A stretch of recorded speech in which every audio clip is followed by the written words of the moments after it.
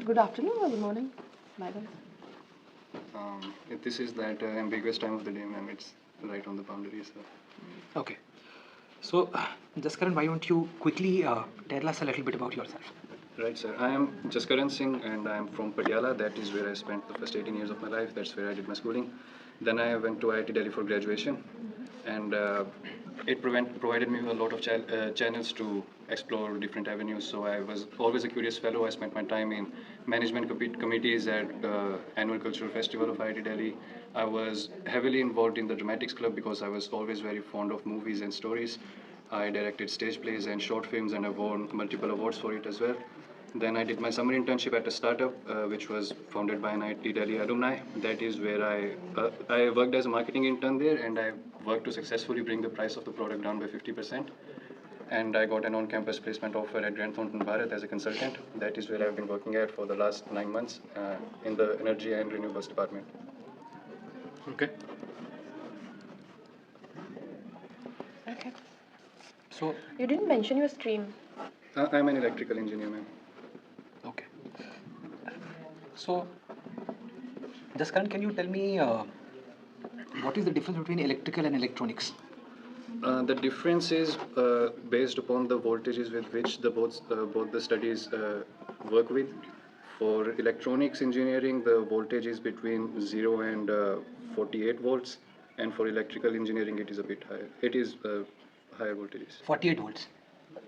I am confused, sir. It is either 48 volts or 4.8 volts. I'm not sure about the number. Okay. Let us say that it is 4.8 Yes. for an example's sake. Right. Why is it 4.8? Why not 5, 4.7, 4.5? That I do not know, sir. Okay. Which subject did you really like during electrical engineering? During electrical engineering, I was very fascinated with the humanities subjects, but in my core domain, I was interested in DC machines. In DC machines. So, can you tell me what is the difference between DC and AC? Right, sir. The difference between direct current and alternating current is based upon the way the current flows through the conductor.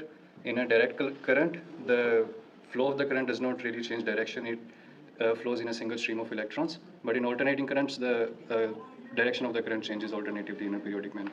So, what does it actually mean? So, inside a conductor, what happens? If you would want to describe that. So, if, for example, let's say I'm taking example of a conductor, Right, sir. right?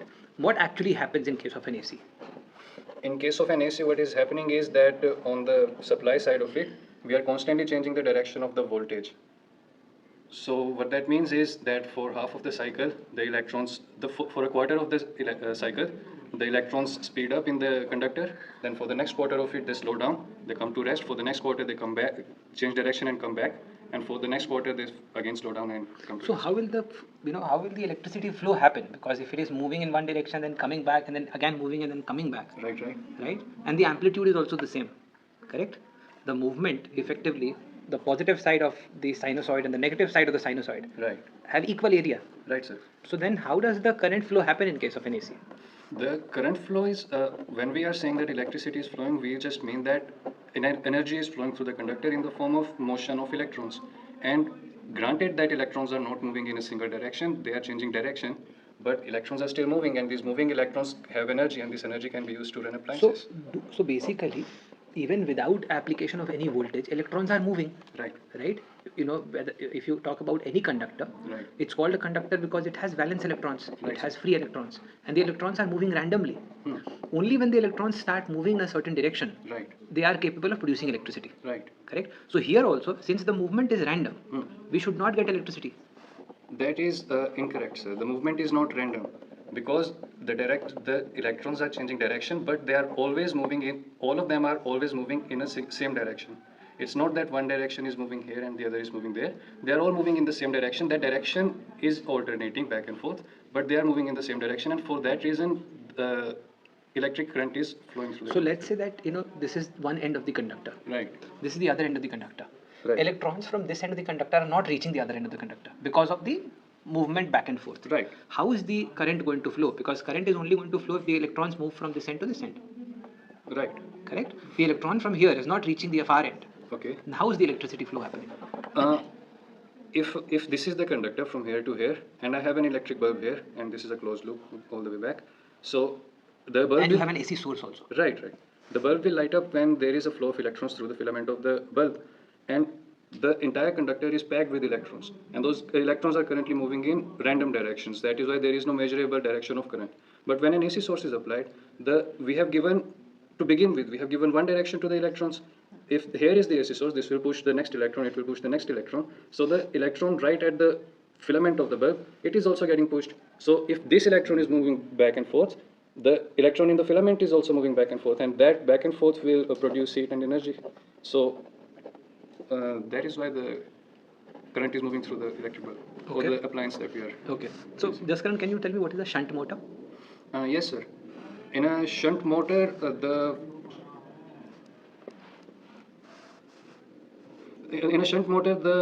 field winding is applied in parallel to the armature winding. And why is done? Why is that done? What's the application of a shunt motor?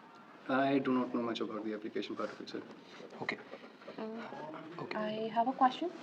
Could you please talk about the pros and cons of AC versus DC? Right, ma'am. The major advantage that AC has over DC is that using AC current, we are able to use AC currents, we are able to use devices like transformers, using which we can step up or step down the voltage of the current. And the advantage stepping up or stepping down, the advantage that stepping up a voltage of the current has is that when voltage is high, current is low, so transmission losses are very low. So the power can be generated in Maharashtra, but when it is reaching Gujarat, in these long distances, there are very less losses because we have stepped up voltage and the current is low. And then we are transmitting it to our homes, we can again step down the voltage and we can make use of it. So that is one primary advantage that AC current has over DC. If it was DC, then transmission losses would be very high and it wouldn't be practical over long distances. And pros in DC in particular? Pros in DC is that when we are using it over short distances in our appliances, we can make use of batteries which are simpler to use, and yes, it is simpler to use in small devices, and we can use batteries which produce DC current, and it's easier. You're just talking about the commute part of it, right? Also, could you please talk about AI's impact in energy sector? AI's impact in energy sector would be that, from what I understand, the little reading that I have done on the topic is that the AI industry it demands a lot of energy from. It is very energy hungry industry. So AI's impact in energy sector. Are you getting the question correctly? The impact that I can see in the energy sector is the demand that it will extract from the energy sector. Is How that AI is helping maybe energy sector? okay? Yeah. Right. So during my time at Grand Thornton, we had this project with Kerala State Electricity Board, in which we were tasked to simulate the Kerala's electricity grid. So that was Grand Thornton's part of the project. But the way Kerala State Electricity Board will use that simulation model is that they will figure out the hotspots where they can install electricity chargers for electric vehicles, and that is a very complex thing to do, to find out where the regions where the traffic is high and the demand is high and people have electric vehicles, and basically how can the government spend the least amount of money and integrate the most amount of vehicles to the electricity grid. So if we were to do it using other type of code or using manual brain power, it would be very difficult, but an AI model would be better suited to figure out that kind of work. So that is one kind of So application that I can you used AI model in that? I have not used it. I mean that the Grand Thornton team has not used it, Okay. but Kerala State Electricity Board plans to use it. Plans. So they haven't, but they are planning to. Yes, ma'am. They haven't issued a tender for it yet. Okay. What is the size of the energy sector in India? In terms of install capacity, sir? In terms of money value? I do not know about the money value. If you have to calculate, can you tell me how would you go about it? Since you are a consultant Right, sir. and your duty is to solve problems. Right, sir. So go ahead. So just to clarify the question, when we are saying the money value of the energy sector, we mean the revenue that we will generate out of all the energy that we are producing? So let us calculate the annual revenue of the energy sector in India. Annual revenue of the energy sector in India. Okay. So I know that India's installed capacity is currently at 232 gigawatts. Okay. So that is how much? That is how much power that India can generate at a given point of time. Okay. We know, and I am assuming that we are not producing that much power throughout the day. Let's assume that for 20% of the time of the day, we are working at full capacity. And for other 80% of the time, let's say we are working at about 60%. Does that seem like a fair assumption, sir? You should tell me why is that a fair assumption? I don't know how to quantify it, sir, but for qualitative, if we are looking at it from a qualitative perspective, energy consumption is always high at very particular hours of the day because we all have similar energy patterns. We go home, we switch on our AC, that is when everybody switches on their AC. So there is a peak in electricity for about 2 hours in the evening at about 2 o'clock to 5 o'clock, and then there is another peak at about 10 o'clock to 1 o'clock. So 2 to 5 is 3 hours and 10 to 1 is 3 hours, so 6 hours. So out of 24 hours, for 6 hours of the day, there is a high peak. And for the rest of the time, the energy consumption is fairly low. During those times, the distribution companies are even struggling to meet up their, to provide power to the consumers because they have already done contracts with suppliers and they are wasting that power basically if they are not generating revenue on it. Okay. So for a quarter of the time of the day, energy consumption is very high, and for the other 3 quarters, energy consumption is very low. But I don't know how to put it into quantitative parameters. Okay. You have also done your summers in marketing. So do you Right, like sir. marketing? Right, sir. So do you understand segmentation? I haven't done any formal education on it, sir. It was a task that involved marketing, and I had no prior experience in it. The problem statement just interested me so much that I agreed to it, Okay. and I just got on YouTube tutorials and online resources to figure out how to bring people to the product. Okay. So can you tell me what's your favorite brand, Jaskaran?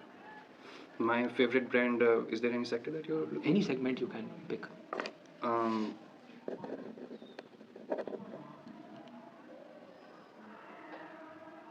it's hard to narrow down it. So can you help me narrow it down, sir? You pick up any sector, let's say, chocolates. Do you like chocolates? Right, yes, sir. So which is your favorite brand in chocolates? Okay, let's go with Cadbury, sir. Okay.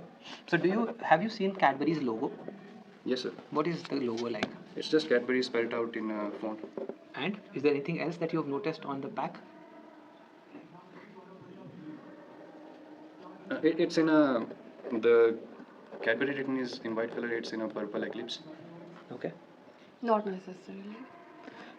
Have you tell me some specifics. So Cadbury does a lot of chocolates. Right. Tell me one specific that you like. Their milk chocolates, the dairy milk is, Okay. yeah. So have you seen the way it is written on the dairy milk? Have you seen there is a logo which shows 1.5 glass of milk there? Yes, sir. What does it mean? Have you ever thought of it? What I understand from it is that they are claiming that they have 1.5 glass of milk in a specific amount of the chocolate. And why is that claim necessary? Because I think that has to do with the way the public perception of the milk works. Because we as a society, we think that milk is a very, we are very favorable of, we have a very favorable attitude towards milk. So why 1.5 glass? Why not 2 glass, 2.5, 3.5? Could have been any number, right? Why 1.5? So 1 glass and a half glass. I never really thought about it, sir. But now that I'm thinking of it, I think that there can be 2 reasons. One is that it actually has 1.5 glass of milk in whatever quantity of specified quantity of chocolate it is, and the other can be that it's a well-rounded or simple number. So, And why do you like this brand? Dan? when we are talking about chocolates, ma'am, that is what I always consume. So, Can you tell me what is the motto of IIT Delhi? IIT Delhi is no, sir. I have a question. So, you have, I'm quick course into schedule, right? In a Right. few days from now. Can you please tell me a bit about Kozhikode as a city? I know that Kozhikode is in Kerala, but outside of that, I don't know much about it, ma'am. Okay. Can you tell me how many seats does Punjab have in Lok Sabha? I am not sure of it, sir, but if I had to guess, I would say that it has about 13 seats. Why did you guess that number? How did you guess that number? I did memorize all of these numbers when I was preparing for my NTSC examination in 10th class, and I'm not sure if it's the right number, but it seems familiar to me. You should check it. Right, sir. Can you tell me who's the governor of Punjab? The governor of Punjab is, I forgot his last name, but his first name is Hari Singh, and I forgot his last name. What is the capital of Punjab? Punjab's capital is Chandigarh, sir. And Chandigarh is capital for which other state? Chandigarh is shared capital for Punjab and Haryana. So tell me, how does the revenue allocation happen in that case? Do you know? Any ideas? Revenue allocation, Revenue allocation from the capital to these states, how does it happen?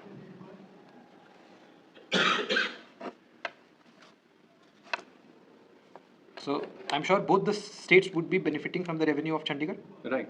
So how does the allocation happen? If I were to guess, sir, I would say that because Chandigarh is a union territory, so the central government has jurisdiction over it. So if I were to guess that, then those revenues would go to the central government, and then central government would reallocate those budgets back to But the what is the logic of allocation? That's the point. And logic means the breakdown of it, sir? Yes. I don't know the breakdown, sir. Okay. I'm sure you have, known about Trump assuming power in US. Right, sir. Do you think it's a good thing or a bad thing for India? For India, it is. For India, Donald Trump's policies are creating a bit of challenges and problems, but they are not necessarily favorable for India. And Tell me two good things about Trump's policies in the Indian context.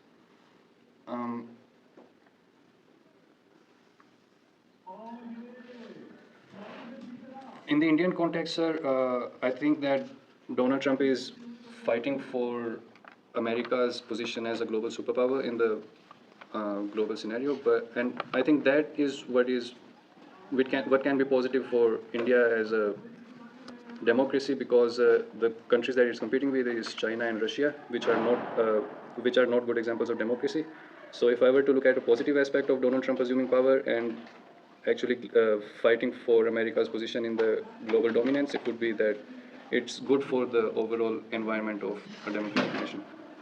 But other than that, for economic reasons, the tariffs that Donald Trump is imposing on India and threatening to impose on India, and its disfavorable attitude towards BRICS nations, it is proving to be challenging for India. Okay. Do you have any further questions? No. Do you have any questions for us, maybe? I know that the panel is experienced, way more experienced than I am, and I am at the beginning of my career. So, what I'm looking for is advice that when a person gets into college as prestigious as I am, Kozhikode, how much should Kozhikode. I am Kozhikode. How much should they focus on academics, and how much should they pursue other channels like extracurriculars and all? Because you guys being professors, you see students like me every year, so you should know. Okay. All right. So see, the way we look at it is that academics is a very important part of the overall curriculum. Right, sir. However, the extracurricular activities like B-School case competitions, the industry guest lectures, and the experiential and immersive programs that are there, are also well planned to give a practical exposure to the candidates, and the candidates should be open to such exposures as well. Right. It is all in as part of the curriculum itself, and once you are part of the program, you will be taken through with it. I believe that we do not look at extracurricular activities and co-curricular activities very different from the academic element, primarily because these areas also have academic touch to it. So, for example, whether we are doing marketing. Marketing projects, we are doing market researches, we are having student groups doing market research outside the campus also, is something which is a good experience and a learning experience for the students. So I believe that's a good balance of an approach that a candidate takes towards academics and non-academics at the campus, and both are equally important. Right. Okay, sir. All right.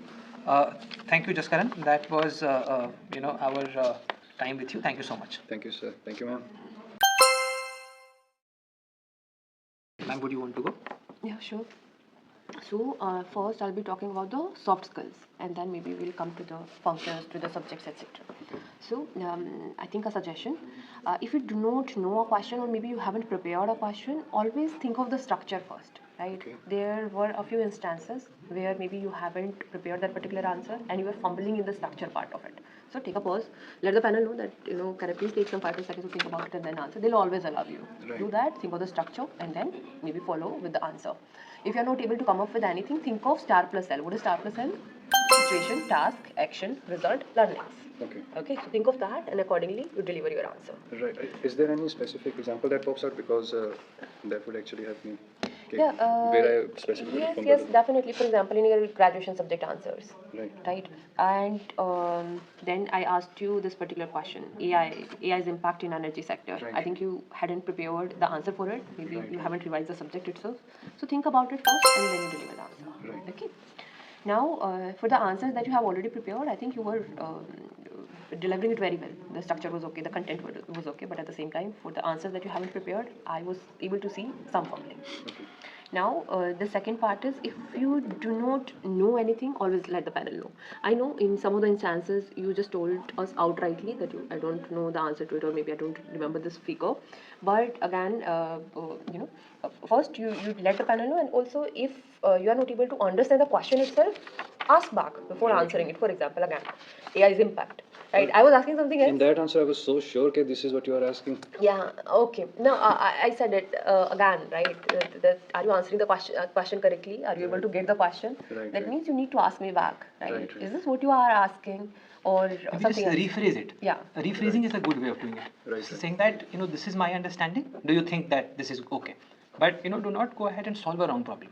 Right. Correct? Sometimes it also happens that, the panel, asks a question, okay? And the panel has certain thing in mind while asking that question. Right. Okay.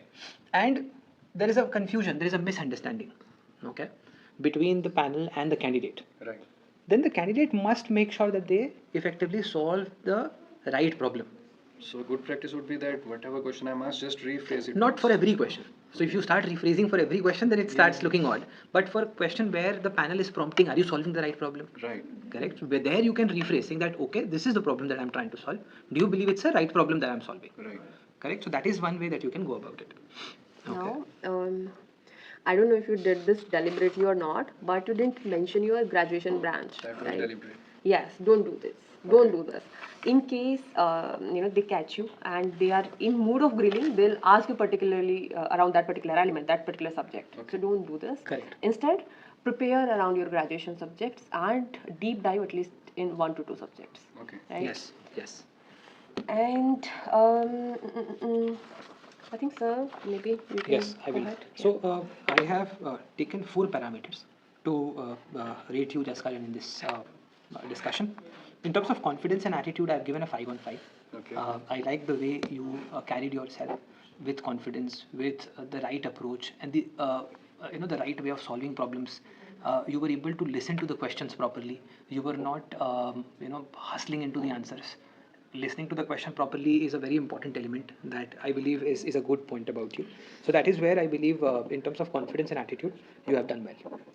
In terms of content, I believe the electrical engineering part is something which can be done better, but it is still okay for me. So I have given you a 4 out of 5. We did ask you some questions basis marketing, some questions on energy sector also, although you were not able to do the guesstimate as such, but some basic assumptions were in place. Right. So I believe that is where we have given you a 4 out of 5 in terms of content. In terms of communication, again, we've given you a 4 out of 5. Not a 5 out of 5 because a few places we believe that things could be better. For example, you do not address seniors, faculties, mentors as guys.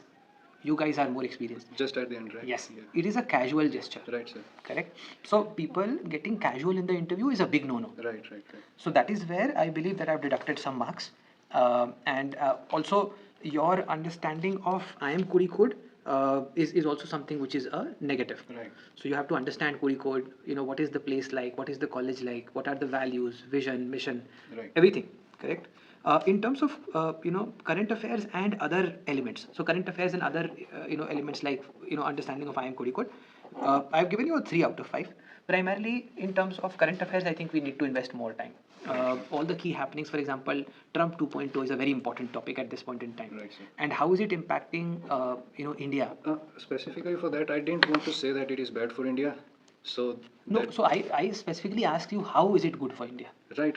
You asked me that after I said that it is not necessarily bad for India. So I think you picked off of that. Correct. So, Right. in such cases, I'll suggest talk about both the positives and the negatives. Right. Then you come to a conclusion, Correct. maybe, your opinion. Correct. But talk about both. Yes. Okay. In a political matter or a geopolitical matter, do not jump to conclusions. Right. Whether positive or negative. You should give a few facts, basic which showcases your interest in the subject and your learning, your knowledge, the research that you have done. Right. So that is to be showcased, saying that okay, these are the 2-3 pointers which I believe are good. These are 2-3 pointers which I believe are not good. And in the overall context, I believe it's more negative than positive. That is my view about it. Right. Now that's a balanced view to take in a scenario like that. So read more about it, whether it is Trump 2.0, whether it is budget, Is there whether anything positive that he has done for India? Because all See- the information I could find was tariffs. see the reason why you will not have think about it. There are always both sides to a coin. Right. Okay. If you think from a Trump's perspective, okay, a few things you will find that are also justified. So if you, for example, let's say that okay, India is a developing country. Okay, you are charging very high tariffs on a product which US is shipping to India, and then you are expecting that US should charge lesser tariffs on your products. Right. Because you are a developing country. Right. And since you are also developing, you are asking for climate funding also. Right. Right. Correct? So if you actually think about it from the standpoint of US, they can also argue saying that okay, if I start charging higher tariffs, it will put some pressure on you to make more cost effective solutions. So the Indian domestic market will also become cost effective, more competitive. That's a positive to look at. Correct? Because it puts a cost pressure on you, right? Because if in the US market where multiple brands are competing for space, you have to become competitive. Okay. Correct. So that is one positive. There are there can be several There are positives more. that you can look There at. are more. Look into right. it. So start reading and I'm very sure there are more. There must be. yeah, absolutely. If you actually think about it, there are a lot of good elements also to it, right? For example, Make America Great Again. If you actually start reading it, it's not only against Indians or Right, people right. who are in India. Right. It's also against a lot of unfair elements that are happening to the people in the US. Right. That was my opinion of it. That whatever he's doing, it's good for the American people, but it's challenging for India. Correct. But then again, I For couldn't come up with example, anything. So, Trump yeah. has already started charging higher tariffs from Chinese companies. Right. But it hasn't been imposed for India until Right, now. right, right. India has an opportunity, Right. right? So they can leverage this opportunity and work towards creating itself a good market for Americans. Yes, Right, right. yes. In fact, any blow that a Chinese market faces is a great opportunity for For India. India. Right. Correct. So I think just read a little bit more in terms of current affairs, and then things are fine. So I think that's one important area of improvement. Beyond that, some level of content around electrical engineering, around energy sector. Read a little bit more. There is this site called ibef.org. I don't know whether you know this or not, but you can go there. You can find an entire report on energy sector. What's the size of the sector? What are some of the growth levers of the sector? Right. Read more about it. Okay. Yeah, that's it, Jaskaran. That's it. And I feel like I engaged ma'am very little in the conversation. Do you feel that way, or is it just No, me? I think I was no. That shouldn't be a point of content. Okay. Completely fine. Okay. Yeah, it's okay. Sometimes what happens is that if there are multiple people in the panel, while you are answering, there are people observing also. Right. Right. Correct? Eventually, they all the panelists that are there, they want to see their structure. If you are able to deliver that well or not. If they want to understand your POV, right? Right. If you are delivering it well in a structured manner, they should be okay. Right? Yeah. Okay. All right, Jaskaran. Thank you so much. Thank you, sir.